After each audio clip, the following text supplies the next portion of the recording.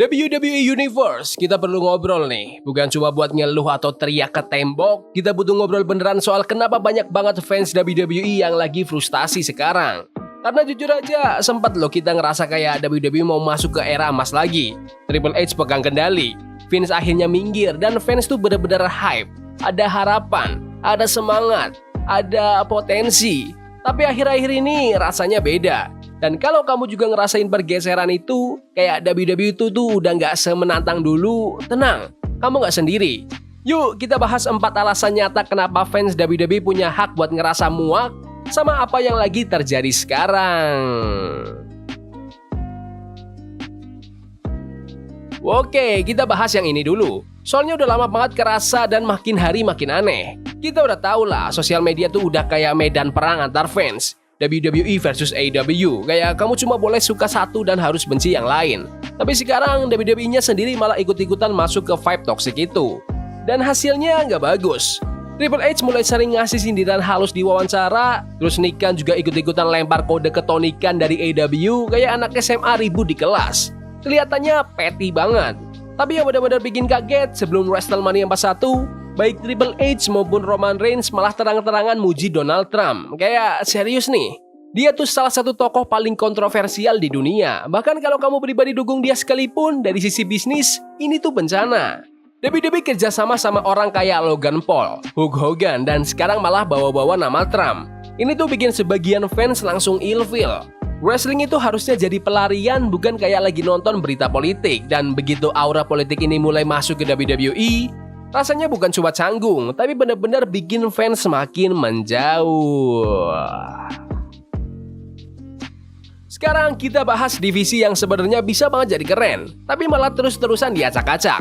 Divisi tag team wanita. Ya, masih berantakan banget. Waktu gelar ini pertama kali muncul, fans tuh excited. Tambahan waktu tayang buat para cewek, storyline baru, variasi lebih banyak.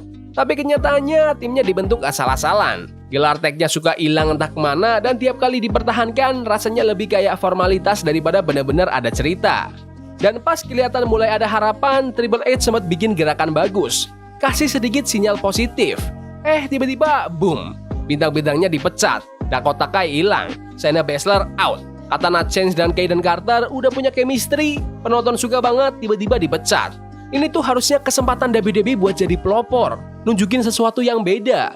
Tapi sekarang malah jadi peluang yang terbuang sia-sia. Fans pengen peduli, talentnya layak dapat sorotan, tapi kalau WWE terus-terusan nganggap divisi tag team wanita kayak beban, ya fans juga bakal ikutan cuek. Bayangin gini deh, Raw baru mulai, kalian udah tahu polanya. Promo, diganggu, terus di set tag match buat nanti malam di main event. Ulangi lagi, terus gitu aja. Bookingan WWE tuh udah jadi begitu formula banget sampai fans yang tadinya cinta mati pun mulai bosen. Dulu waktu Triple H baru ambil alih, semangatnya kerasa. Banyak kejutan, banyak storyline yang punya makna. Tapi sekarang kayak ada yang pencet cruise control. Ending DQ di mana-mana. Match yang ujung-ujungnya rematch, yang ujung-ujungnya apaan coba? Cuma ring penuh sponsor sama iklan Prime Energy 30 detik pas match. Ini bukan cuma jelek, ini males banget. Ingat gak tahun 2022, waktu semuanya kerasa fresh, walau kita beneran gak tahu siapa yang bakal muncul. Sekarang, udah kayak balik ke tahun 2019. Zamannya bookingan 50-50, promo yang bikin ngantuk, dan acara premium yang berasa kayak house show biasa. Dan bukannya WWE gak bisa bikin acaranya jadi bagus, mereka itu cuma udah gak gaspol lagi aja.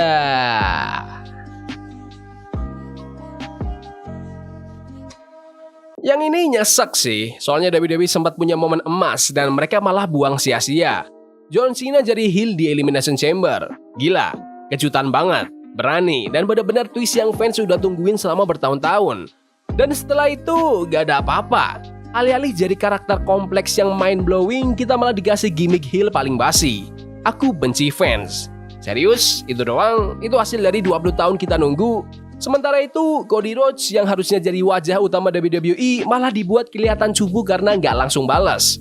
Rasanya kayak lihat pahlawan favoritmu dibully dan diem aja.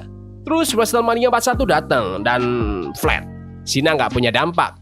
The Rock yang sebelumnya hype banget tiba-tiba nggak muncul. Lah kok bisa?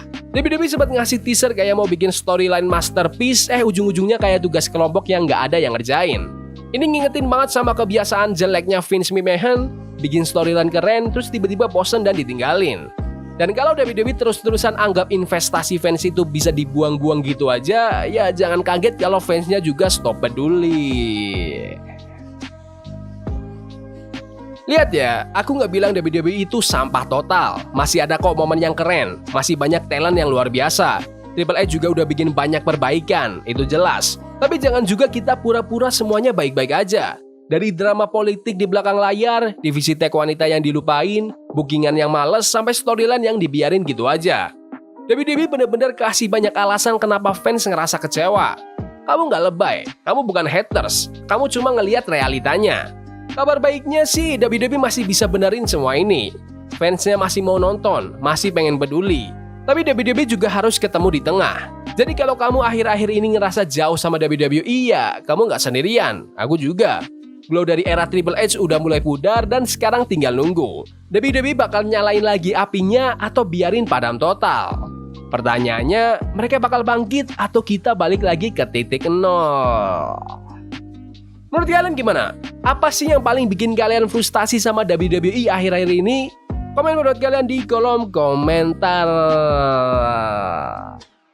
Ya udah gitu aja video hari ini. Jangan lupa like dan subscribe ke channel ini karena gue pengen 20.000 subscribers di bulan ini. Tolong bantu. Yes boy. See you. Love is a game we play incognito.